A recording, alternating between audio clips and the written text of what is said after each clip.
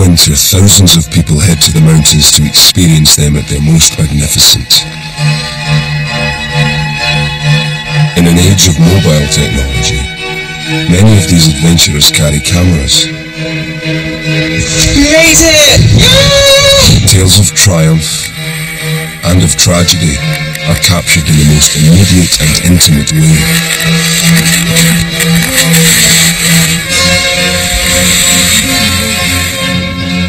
These are the Scottish mountains. The winter of 2012-13 was one of the coldest, longest and busiest on record in the Scottish mountains. It was also one of the deadliest. A major search operation is underway tonight for 3 climbers after an avalanche near Glencoe in the Scottish Highlands. Mountain rescue teams say there are fatalities. Police have confirmed tonight that a man and a woman have died following an avalanche in the Cairngorms. And it is yet another reminder of just how dangerous the Scottish mountains can be in winter. 14 lives were lost as extreme weather and a series of lethal avalanches hit the Highlands. Using footage recorded by people who live, work and play in these environments, this film will reveal what really happened on the mountains and find out how a major meteorological phenomenon taking place high up in the atmosphere helped shape what was truly a unique winter.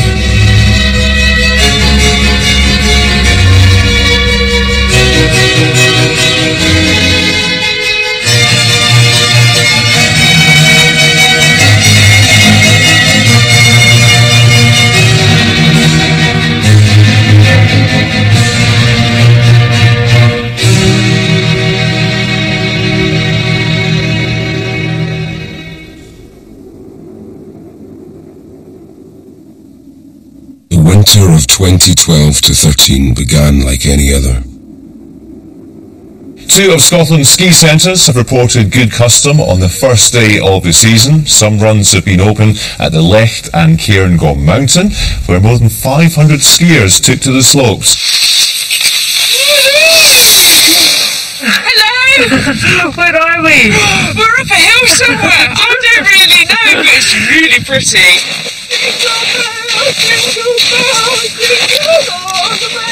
Then in January, a major cold spell struck and brought with it some of the heaviest snowfall in years. Time and time again, we saw the weather systems bringing us snow on many occasions. It seemed like Groundhog Day in our weather conditions. The combination of high visitor numbers and heavy snowfall would prove deadly. On the 19th of January, tragedy struck. 4 climbers have been killed in an avalanche in Glencoe in Scotland. The following week in Ben Nevis, another young but experienced climber fell to his death. In February, horrendous storms and more major avalanches continued to stretch the Cairngorm Mountain Rescue Service. This last winter was full on for us. We had a lot of big rescues that came on the back of each other. We'd be out maybe 3 or 4 days in a row. We weren't getting any sleep, a couple of hours and then back out. But the winter that was fast becoming one of Scotland's most tragic was in no hurry to leave. The cold winter conditions lasted right up into early April. As late as Easter, the lingering winter would take another life when an experienced off-piste skier was struck by an avalanche in Glencoe.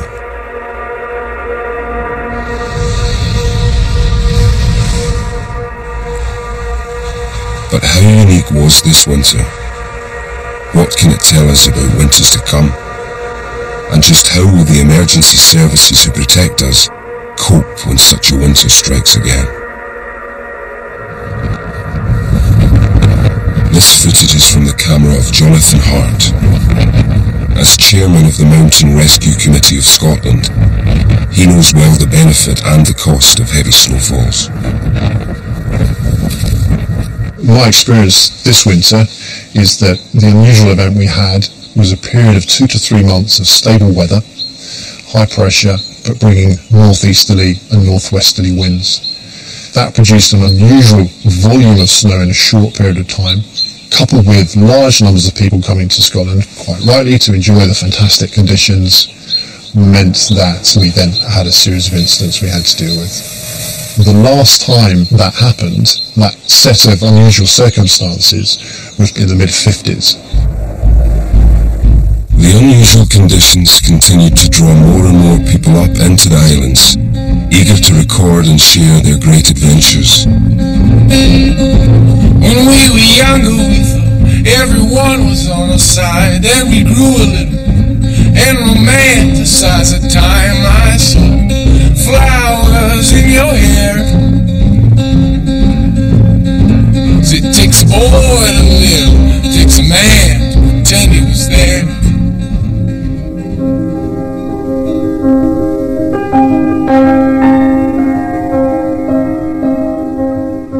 The size and quality of modern-day cameras allow people to capture extraordinary images, thousands of feet up.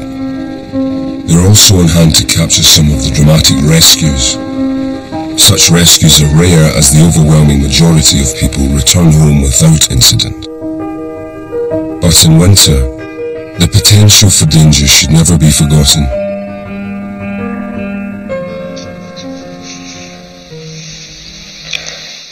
If there was no illustration of the perils of walking in the winter, in Scotland especially, it's this stuff here. It's just dislodged as I walked over it. It's a whole section of a top layer of snow, and all you need to do is step, and that's it. It's off, and you with it. On a steep slope, that could be quite a problem.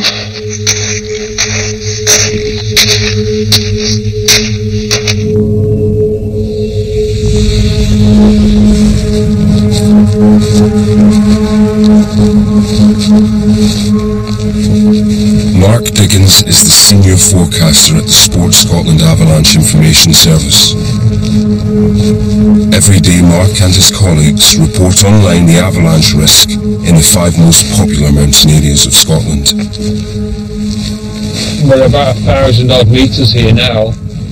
There will be places where the snow is drifting and there will be an avalanche hazard. Mark works in the Cairngorms National Park. In the winter of 2012-13, the Cairngorms was hit by an unusually high volume of snow. This winter has been pretty different to other winters because of where the weather's been coming from. A lot of really Arctic weather. Here in the Cairngorms, snow can build up to 20 feet deep.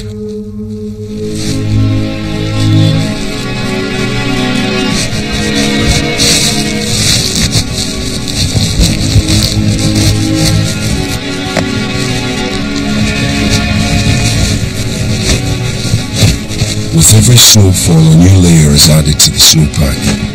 Within these layers, the snow crystals begin to change in form and size. It's these changes which determine how well the snow crystals bond together, and whether the layer will be strong or weak. This snow pit will reveal the condition of the most recent layers. So obviously we've got this very distinct layer there, and then another one here. By measuring the temperature at intervals, we can begin to understand how the snow is behaving. If the temperature changes more than around 1 degree centigrade per 10 centimetres, the snow can transform into the weak, sugary crystals which cause the majority of avalanches. I'm just going to clean the face. Cutting out a column of these snow layers allows for a shock test that is both simple and safe. You see a fail there. Usually, the temperature between layers fluctuates with the changing weather, allowing the crystals to transform back into rounded, well-bonded grains. Give it a tap and you see it's a layer that's presenting a weakness. But in January 2013, The weather stayed persistently cold, and the crystals failed to bond. This winter, the wheat layer was in there for about a month, which is quite unusual in Scotland, because often, it's so mild and we get warm weather and rain affecting the snowpack. A lot of those wheat layers disappear. But this winter is quite different, because those wheat layers didn't disappear at all. And also, we've had real extreme events of wind. A lot of time it's been over 100 miles an hour.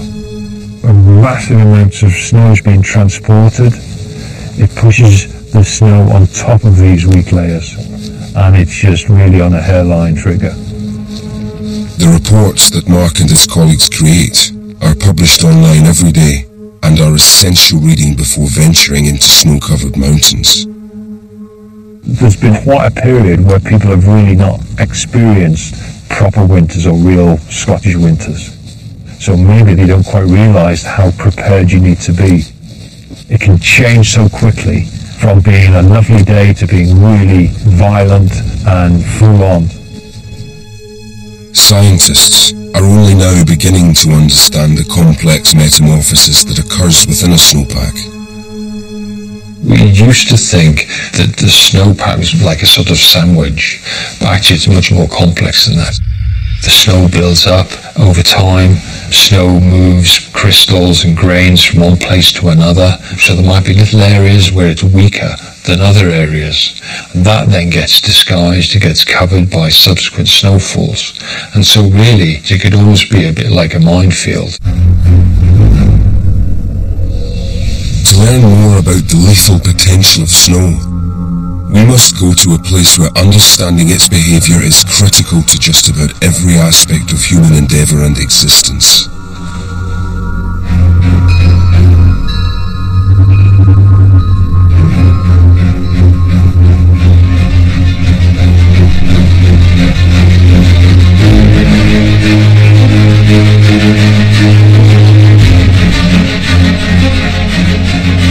In the Alps, whole towns and villages are built in the shadow of huge snow-covered mountains. Roads and railways weave their way through narrow passes. On average, 100 lives are lost to avalanches each year.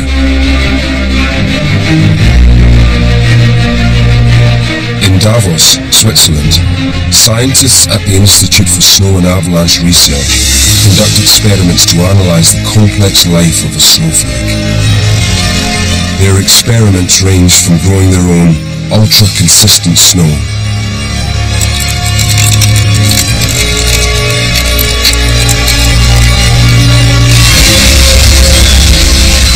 to the triggering of full-scale avalanches whose spectacular power can be seductive.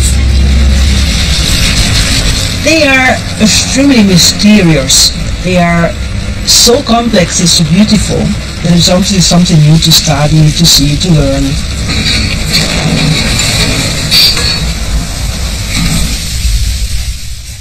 They're a kind of primitive attraction for this kind of huge phenomenon, natural phenomenon. On these mountains, scientists are able to start and monitor their own avalanches. We try to release, and we do it artificially from an helicopter, large avalanches. And the aim of these experiments is to measure all dynamical parameters that characterize the flow.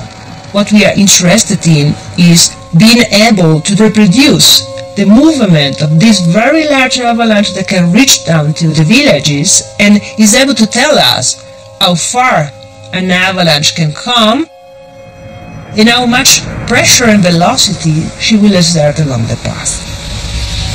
These measurements are critical to making decisions about infrastructure and housing in mountainous areas.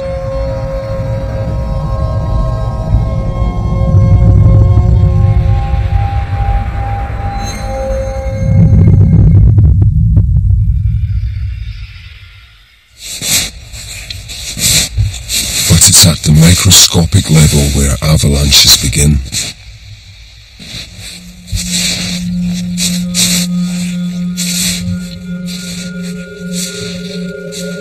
To understand more about snow involved in avalanches, researchers collect samples from recent avalanche sites. From a geological point of view, snow is a high-temperature material. And that sounds very strange for most people, because snow is almost a symbol for cold. But because snow is always very close to the melting point, it behaves as a high-temperature material. It's like a metal at several hundred or even 1,000 degrees. And that makes it very fast changing. It's one of the fastest changing natural materials we see at all. Changing and making new crystals means you change the structure. Working in temperatures of -20 degrees, scientists can analyze these changing structures in ways that have only recently become possible. Snow is a very elusive material. That made it very hard to really get a complete picture of the snow. And that was the state until about 10 years ago when we started with tomography, when we could really visualize snow in 3D. And then we started to see snow in a very different way than before. Tomography provides a microscopic X-ray view of how snow samples change over time. First, I thought that must be great for everybody, because now people can understand snow. But it doesn't look like nice, hexagonal, perfectly symmetric snowflakes. It looks simply strange. These new ways of looking at snow have enabled scientists to build large 3D models of microscopic structures from real snow samples. So this sample is from an avalanche site. This block is only 4 millimeters wide. We see in this block the essential features. This big blob is refrozen snow, so it got warm, but only a little bit. It created this huge crystal, and that's the interface, you could say, between the hard upper layer and the weak layer. And the avalanche forms now somewhere in this weak layer.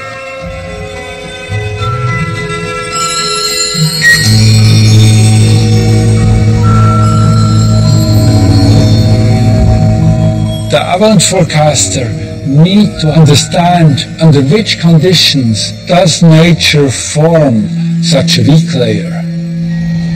By knowing more about the process, then the avalanche forecasters are able to improve their methods and hopefully forecast avalanches more precisely.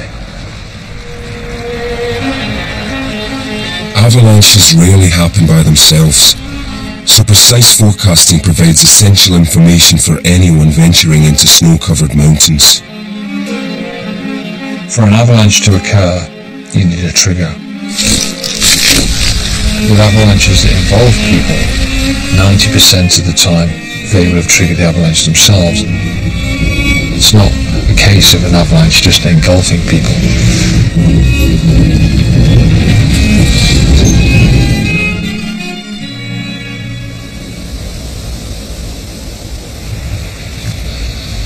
Two years ago on a winter's day in the Cairngorms, climber Barry Middleton became such a trigger.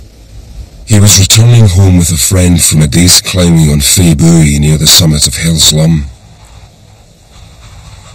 This photograph was taken soon after his lucky escape from the avalanche.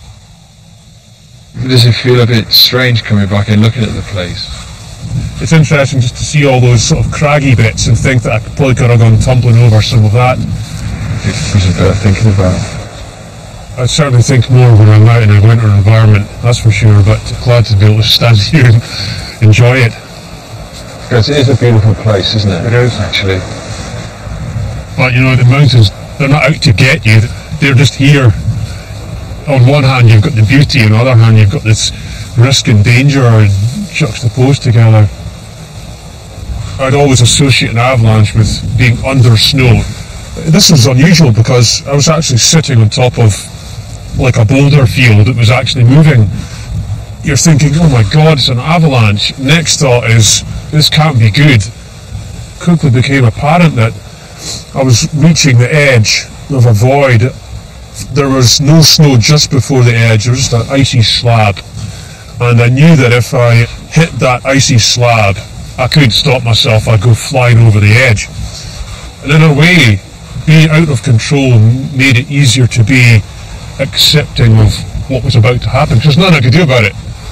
And then just as I was about to hit this icy slab, it all just very quickly slowed, and then it just stopped. And I must have stopped from here to that rock. Very lucky. And then you came to see me. Yeah, that's it. But we thought that we'd do the right thing and report it. Well, you were quite white, both of you. Yeah. I do recall that. And it's hard to understand how two little people can actually create such a massive avalanche like that. Go to an alpine environment and there's big slopes and you think avalanche. You come here and there's smaller slopes, quite localized, you think, no, it's not that bad. There were whole patches of grass in certain places. There didn't seem to be that much snow. And that is something that we have to take on board in Scotland.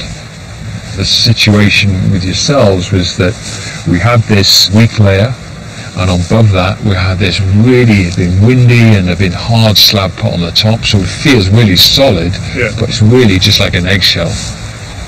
It had been getting milder and milder, but it hadn't got rid of that weakness, and so really everything seems okay, but bang. That situation is very similar to what we had in the winter that we've just had now, and that we had persistent layers. In the winter of 2012 to 13, Mark recorded 18 human-triggered avalanches like Barry's. Fewer than the previous year, but tragically 2 of these avalanches caused multiple fatalities, igniting media interest which would last the duration of the winter. Avalanches actually are quite rare events.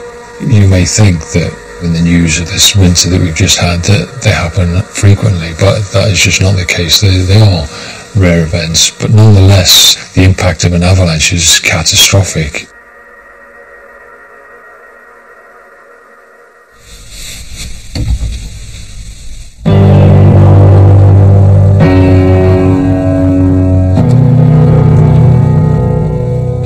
This is Christopher Bell, a 24-year-old PhD student and experienced mountaineer. His ideal weekend would be to run, cycle, bivouac on the top of a mountain and watch the sun come up. Yeah. Chris, we used to ask him, you know, when he was 9, 10, what do you want to be when you grow up? What do you want to do when you grow up? And he always replied, I want to ride my bike and count the stars. And that's what he did. On the 19th of January, Chris set out on a climbing expedition in Glencoe. He was accompanied by junior doctor Una Finnegan and 4 other friends, including a couple, hospital doctor Rachel Majumdar and PhD student Tom Chesters. I knew that Tom was planning a trip out there when he was down visiting us for Christmas. He was looking for places to stay, looking for walks to go on and such like. Yeah, they were getting quite excited about it. They were really looking forward to the trip out there. Good evening. Well, cold and wintry, and yes, we are already seeing some snow. The Met Office have already issued an amber be prepared warning with some really quite heavy frequent snow showers. These showers have been driven in by a strong easterly wind, so it will feel bitterly cold too. I think Tom loves the fact that you could get into these wild open spaces and if you wanted to, really push the boundaries a little bit. The 6 friends had spent the day climbing and had already begun the descent down the north face of Bichin Nambian. He always aimed to get outside as often as he could and as high up, because he always said that to get the best views, you've got to climb the highest mountains. I won't have anybody saying that he was irresponsible going up those mountains. Christopher didn't have an irresponsible bone in his body. Christopher had done avalanche training. But if it all boils down to being at the wrong place at the wrong time, there's nothing anybody can do about that. I came in for the usual late afternoon Saturday activity, which is watching the football scores and then the BBC News. A major search operation is underway tonight for 3 climbers after an avalanche near Glencoe in the Scottish Highlands. Mountain rescue teams say there are fatalities. Immediately I heard that, there was a kind of chill of fear went down my spine. I straight away got on the phone to text him, but of course there was no response. This is thought to be one of Scotland's worst climbing accidents. We know that it was a party of 6, that they had been climbing a peak known as Bishan Yan Bian. They were making their way down the summit, and it seems that a slab of snow simply gave way. They had fallen 1,000 feet before being buried in up to 6 feet of snow. About midnight, there was 2 doors slamming outside, 2 car doors. There were 2 policemen. I just opened the door and said, I know what you're here for. Definitely the worst day of our lives, I guess.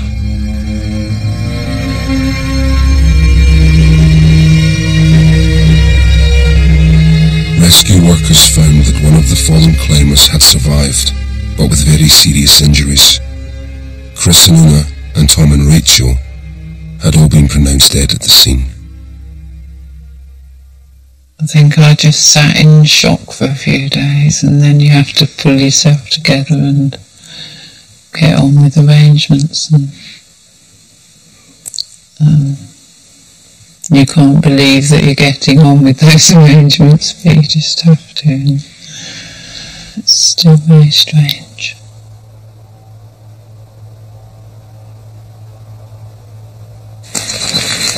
I've now sort of had that scary thought a few days after the accident of being an only child now. And that's quite a scary, worrying, surreal thought in many ways. Because obviously you're thinking you're going to grow up alongside your brother for many, many years, and all of a sudden it's just you.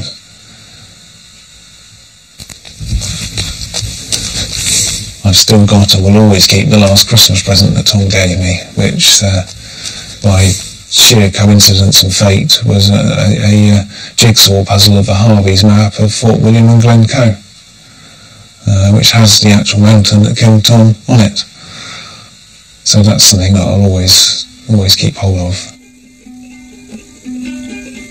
So this is Christopher playing the ukulele on New Year's Eve, and this is him playing the background music to this video. It's all his friends enjoying themselves. It is sad, but you know, they're enjoying it. It's lovely. Happy New Year.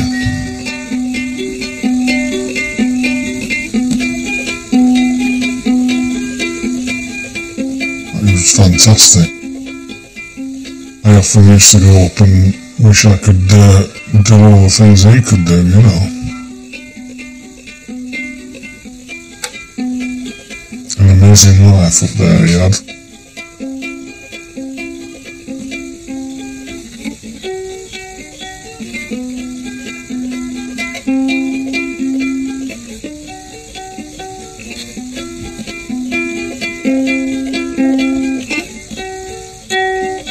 I struggled because he was such a good son, and I have to be strong for Alison and Edward, and it's hard. It's difficult sometimes, but we get through it, and we keep strong, and hopefully, you know, he lives on with other people. Nice lad.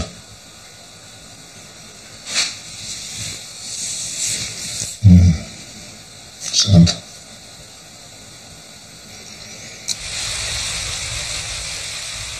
The Glencoe Avalanche was the first major incident of the winter, and a tragic reminder that, no matter how experienced you are, accidents can happen on snow-covered mountains.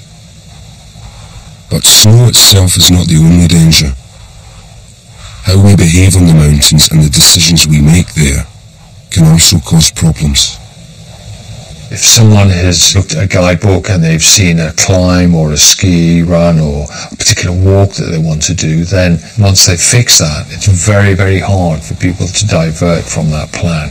The commitment to something is probably one of the most common reasons for people to ignore signs and to carry on regardless, with sometimes serious consequences. The other is the effect of other people doing things around you. You know, when people are around you, you tend to think that, oh, it must be okay, they're there. You know, if I just go over here, it'll be the same. You know, and it might only be a few degrees of difference, but actually it might be significant in terms of avalanche hazard. And this is not just for beginners, it's everybody. There is evidence to show that no matter how experienced you are, or how many times you've been in the mountains, you're still susceptible to these human factors.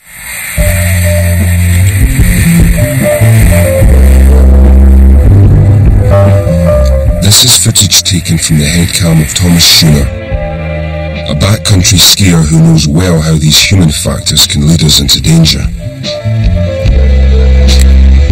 Despite having over 20 years of experience going off-piste in the Swiss Alps, Thomas made a near-fatal mistake on the day this footage was taken.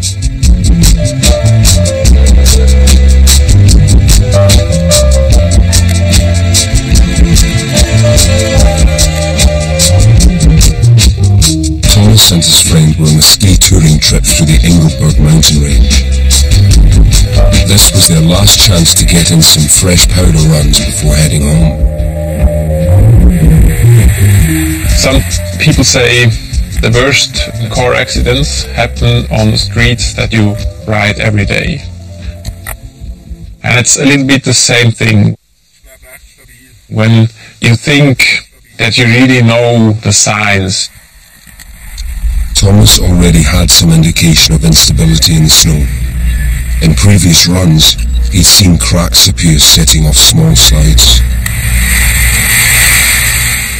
I stood there on top of this face and I looked down and I saw it's really steep.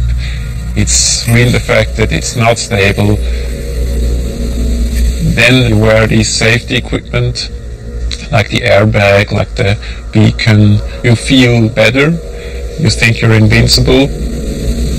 I tricked my mind, I tricked all that I knew, and I thought, it is very unstable, it is very dangerous, but it's not happening to me. But of course it happened to me. I remember the moment I landed, the whole face started to move. I knew that it will be bad.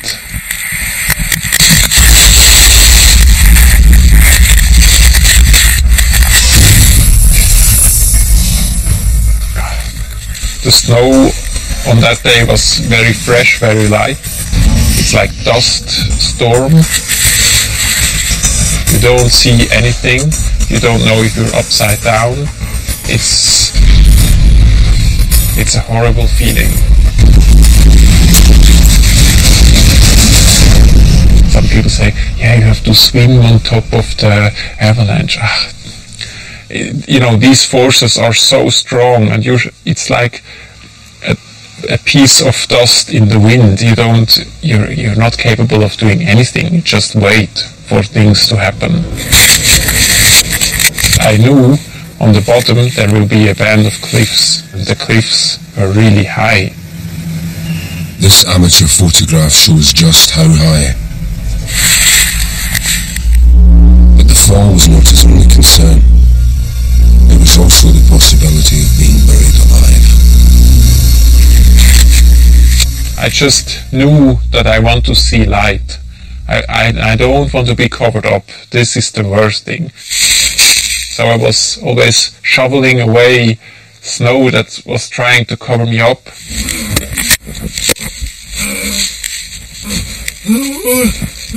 And after a while, these lights stopped and I saw light, and then I realized that I'm not breathing.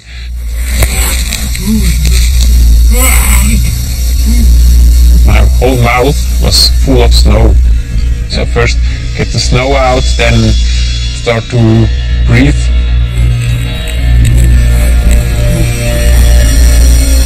The red line shows how far Thomas had been carried.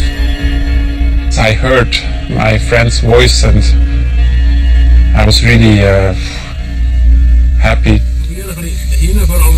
He dig out my legs and my body, and then I really realized that something is not good with my spine. Thomas had been very lucky, suffering only a single broken vertebra. Following 8 weeks wearing an aluminium support, his spine completely recovered.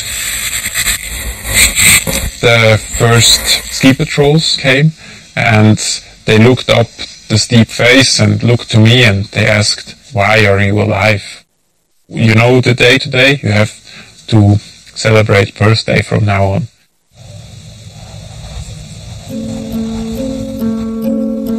Back in Scotland, off-piste skiing is thriving thanks to the recent heavy snowfalls. But how do its attractions and its dangers compare with the Alps?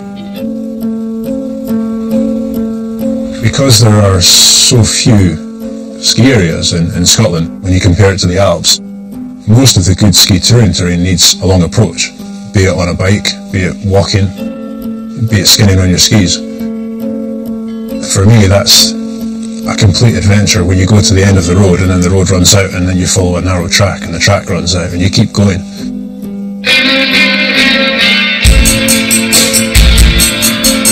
Blair Aitken is a ski instructor who has worked in both the Alps and Scotland.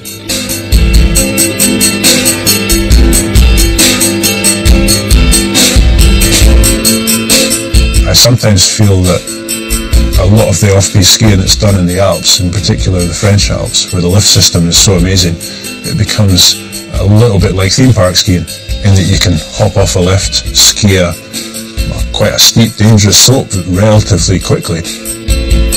For me, that side of skiing is far more dangerous than what happens in Scotland. In Scotland, there tends to be more preparation, because there has to be, because you don't know what you're going to encounter. For me, it feels a little bit rougher, a little bit raw, a little bit more natural out here. And that makes it exciting.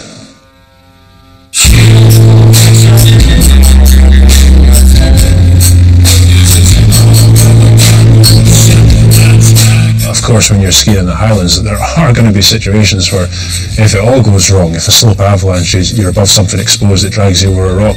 There's things that could go terribly wrong. But you don't want to be on the mountain when it's going to do that. You try your best to avoid those sort of situations. 1, 2, 3.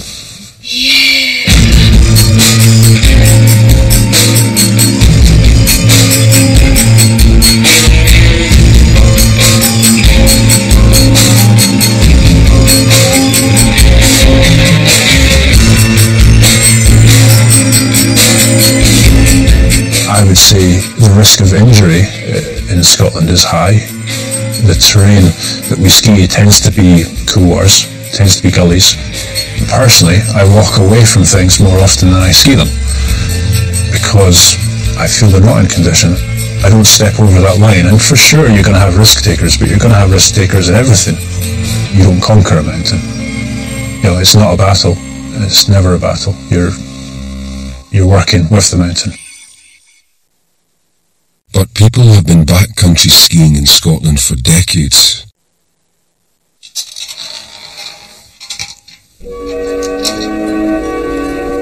Some have been filming too. Over the ground lies a mantle of white, a heaven of diamonds shine down through the night.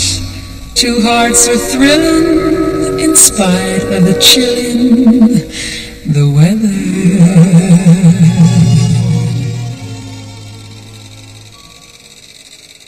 Chick Baxter is the 89-year-old grandfather of famous Scottish skier Alan Baxter. The first ever skiing, oh that was hilarious. That was in the Sidlaw Hills, close to Dundee. But no fancy gear, just slacks and a jerkin and pair of walking boots, and off we went. But we got the bug. We would go around Norlick or over by Rybone. We would have a lunch with us and a wee bottle of wine. There were years we skied all year round. We've had some heavy times with snowfalls. They did have to get a helicopter to bring food into Abbeymoor. There's one bit of film where you could see the army trucks coming down the ski road and the snow is higher than the trucks. I can remember having as much as 18 inches in a night here. Chick's films are from a time which many call the golden age of Scottish skiing, when winters were long and snow was in abundance. Ski resorts like Aviemore became hugely popular through the 60s and 70s, attracting some of the best international instructors, as well as big-name skiers. However, through the 1980s and 90s the winters became milder. Snowfall was sporadic and unpredictable. Cheap flights to guaranteed snow led many overseas for their winter sports. The total demise of the Scottish ski scene was predicted. But in recent years there's been a succession of colder winters, including the big freeze of 2009 to 10, when a blanket of snow engulfed the entire country. Transport was disrupted, schools were closed, power lines failed and temperatures hit as low as -20 degrees. It was the coldest winter for 30 years. The following December was the coldest in 100 years. But could this really herald a return to the harsher winters seen in Chick Baxter's home movies, in the midst of global warming?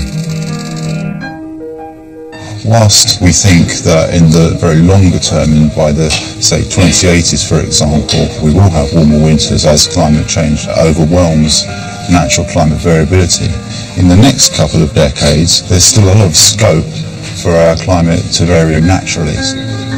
This could indeed lead us to have more intense and more frequent cold winters, more akin to how things were in the 1960s. Scientists now know that our winters are shaped by many factors, some beyond this world. Changes on the surface of the sun, the melting of polar ice caps, and even storms as far afield as Indonesia can each play their part. But to understand what happened in January 2013, we must go high up into the stratosphere to a unique event which surprised even the Met Office. There was an amazing stratospheric event that went on in early January which changed everything for the rest of the winter. So the stratosphere is the layer of the atmosphere that resides above the one in which the weather happens. What we normally have is a powerful vortex with winds going around the North Pole in excess of 150 miles an hour. However, the vortex split up in early January and didn't recover for the rest of the winter. Changes in the stratosphere have the potential to disrupt the flow of warm air from the Gulf Stream, drawing in cold air from Siberia. What we can see from the satellite sequence is that this easterly flow developed. This made it colder. Every time we saw the approach of some mild air to relieve the cold, snowy conditions, it was just swept aside. The cold air and snowy conditions persisted into February, and there is nowhere in the UK that can suffer those conditions more fiercely than the Cairngorms. The Gorms are kind of specific environment. We're not as close to the sea as the Ben, for example, Ben Nevis, and we're high, and we've got a big flat high area which is the plateau. You get this combination of pretty ferocious Arctic type winds blasting across the tops of the Cairngorms, and certainly in the last few years quite a bit of snow, and that does some pretty strange things sometimes.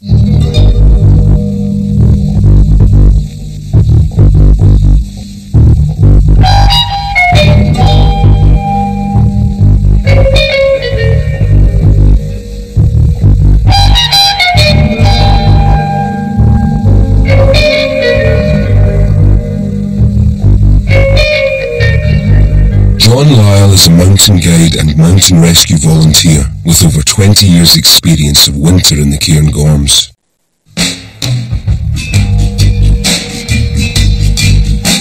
The Cairngorms are, within the British Isles are unique. They have this massive area of high ground that holds a lot of snow. There are popular and accessible parts, but there are parts where you can get a long way from people. Not that I'm antisocial, but that experience of wilderness that you can get in some of the remote corners of the Cairngorms is fantastic. Throughout the winter, John leads parties into the wilderness on overnight trips. In such windswept environments, a tent is of little use, so their shelter must be dug from the snow.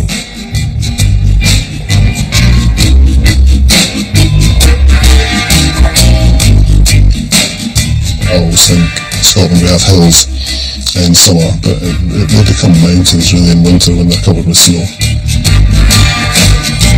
I sometimes think of the weather conditions a bit as a foe, but the mountain and the snow in particular I see as an aid to your journey. If you treat it well, it treats you similarly in a sense.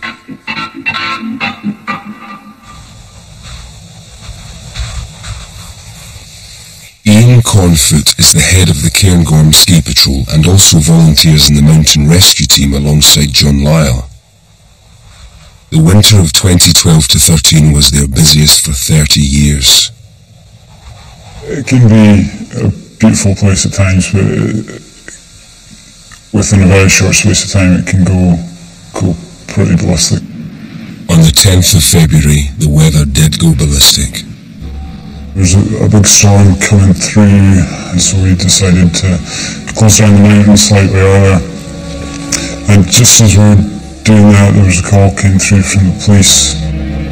A group of 7 climbers were returning to the ski centre to escape the developing storm when they saw one of their party fall through a cornice and out of sight. Unable to locate their friend, the remaining 6 immediately called the rescue services, who were keen to ensure everyone's immediate return to base. I spoke to the rest of his party, and at that point we thought we were just outside the ski area on the way home from the Cairngorm Plateau, and for them to leave there it would only been about half an hour for them to get back to the car park. Amazingly, the fallen climber hadn't been injured and managed to find his way back. Meanwhile, his colleagues weren't faring so well. They remained on top of the plateau in worsening conditions. If you're up there in something over 100, you're crawling, and it feels like the air's been sucked out of you as the wind sort of blasts by you. Everything becomes much harder, your hands are freezing up, you can't work a compass properly, and the weather is just getting worse and worse. You're trying to get to a fixed point that you can understand exactly where you are. You know that there are cliffs around that you could get wrong. It's scary. It's a really quite belittling place to be when it's like that. I got a call to say that the rest of the party hadn't made it back to the car park, And having known what the conditions were like when we left, that was very concerning. As the evening progressed, certainly myself and the colleagues in the team were getting more and more concerned that we'd heard nothing from this party, and pretty much forced the issue that this needed to become more formal. Al Gilmore led a team up into the storm. If you're choosing to go out in that as a pastime or your day off, then I think it would feel pretty horrendous. But I think when you're not given an option, in the sense that there is a group of people, there's an individual, you know his suffering and you know time is not on their side, and if there's anything you can do to try and help that, then some of those conditions never quite seem as harsh. Despite their best efforts, the mission was becoming more and more dangerous for the rescue team. One of my big concerns wasn't just the party that were late, but it was also we could have lost one of us. Winds in excess of 70 miles per hour ensured a chill factor of -30. But after hours on the mountain, the 6 climbers remained missing. So what the head back now? Well, I think so. I'm just going to double check with control, but it's going to take a pretty amazing suggestion for us to decide to go many other places tonight, I think. Alpha Control, do you think there's any sense in going on to spotlight 1099 in your position? Control from all. I don't, truthfully. So if we're good to go, gang, let's get it going, eh? It's chilly up here. That was difficult going on at 5 o'clock in the morning, trying to get a couple hours sleep, knowing that they hadn't been found and that you were the last person that had spoke to them. It was difficult. I must admit, on the hill that night, the option in my head was they've either managed to stay together as a group or we're going to be faced with a terrible situation. The next morning, after only a few hours sleep, the search was intensified. The only way of searching the area in poor conditions is with a large number of people. I think it ended up about 7 different mountain rescue teams. It must have been about 150 people on the ground, 2 different aircraft. Flying rescue helicopters in these environments at low altitudes requires the most experienced pilots. The conditions in the mountains of Scotland are probably the most extreme conditions you're likely to find a search and rescue helicopter in the UK. When it comes to winter, that weather just becomes more extreme. Blizzards, icing clouds, that's sub-zero. A lot of strong winds which can force the helicopter in towards the land. There's always that respect there in the back of your mind for what the mountains can do. On the morning of February 11th, the RAF search and rescue team set out to help find the missing climbers, who, if still alive, had now suffered the poor weather conditions throughout the entire night. As midday approached, they received a crucial lead from a ground team far from the original search area. It was the Braemar mountain rescue guys, so they'd seen footprints heading up to a certain area that had not been searched. So we flew up to this area and there were the missing walkers. We travelled a huge distance overnight. That was probably a good thing, just keep it moving. When we picked them up, one of them just kept throwing his arms around me, just kept saying thank you. Another guy just couldn't speak, so he was quite worrying. I thought there might be something wrong with him, but he was just so emotionally drained and physically drained, he just couldn't speak. Got them on board, got them warm, and then took them off to the mountain rescue base. When the guys come clattering in, all covered in snow, with some bedraggled individual who thought that they were having a wee chat with the Grim Reaper, and now all of a sudden they're in a warm base, realising they've got quite a bit more of a future than they thought they had. They're very happy teddies, and yeah, it's nice to be able to do that, isn't it? So the party that night were determined not to give up, I would imagine. A huge battle with a very small amount of food. They must have been cold, they must have been wet.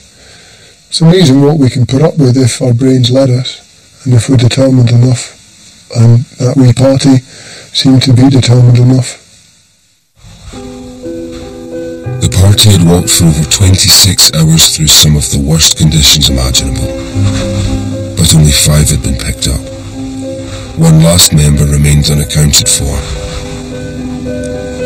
It was only at that point that we started to get some radio comms that another member of the party who'd become separated had also been found in Conishatta. The gentleman that died had become separated quite early on in the day, just after I'd spoke to them. I think they got confused and didn't know quite where they were, and they were trying to make their way off the mountain, and he slipped and fell. On a day-to-day basis, sadly, I think the search and rescue force will see death and serious injury, and there is an element of professional detachment from that. If we didn't do that, then I think we wouldn't be very effective. Doesn't mean that it doesn't touch the heart from time to time.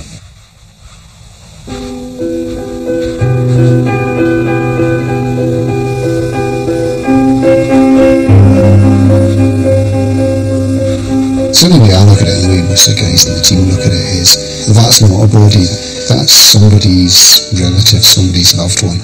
You bring them back to the family or to people that care about them, and that can be quite a good outcome as well. You're bringing folk back for folk. Graham Connell had been the most experienced mountaineer in the party. Since it's happened, me and the family's been up quite a few times to Abermawr, to the Cairngorms, and we've obviously been to the site where he fell, and we've walked and we've climbed the exact same route he did, and seeing the terrain and seeing how far it actually fallen and how sheer the cliff walk he fell down, there's no way anybody could have gone after him at all. They'd be putting their own life at risk, and that has got to be the key. They've got to survive themselves, and to be honest, they did well to survive. He had a brilliant sense of humour.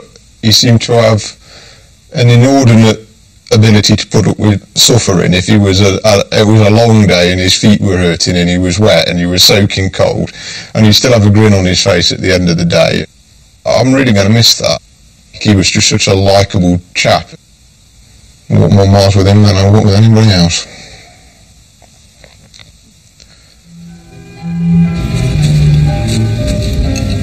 There are people who are experienced who have mishaps. There are people who are the first day ever out in the mountains, and one's not worse than the other. I don't think. I think it's just people have misfortune. Things happen.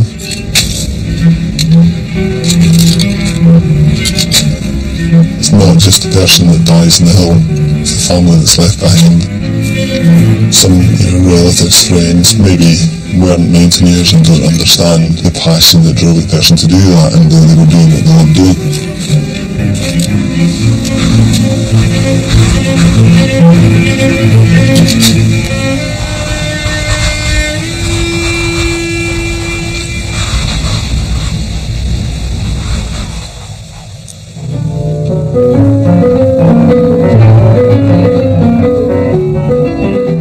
I wouldn't have wanted to change anything for him, because he was living.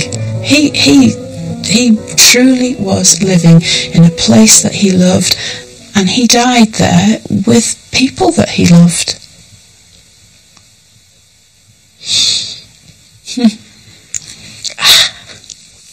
But it's true. It's true. Yeah. If you'd have asked them, would they do it all again? Yeah, of course they would. If they'd have just had a lucky escape, they'd have been back on the mountain.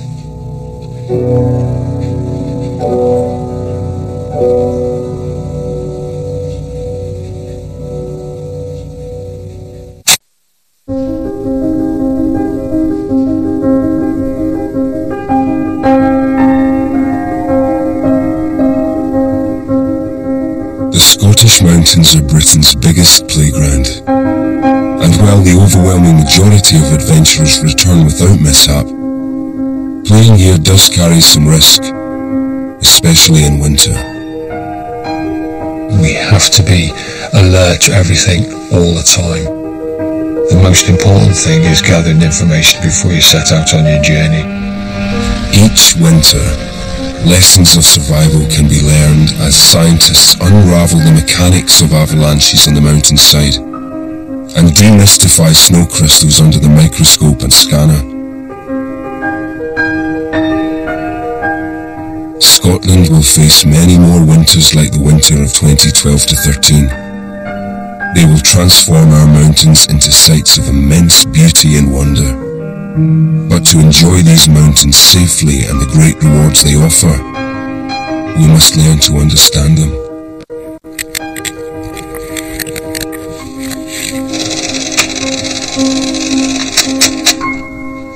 That's it, finished.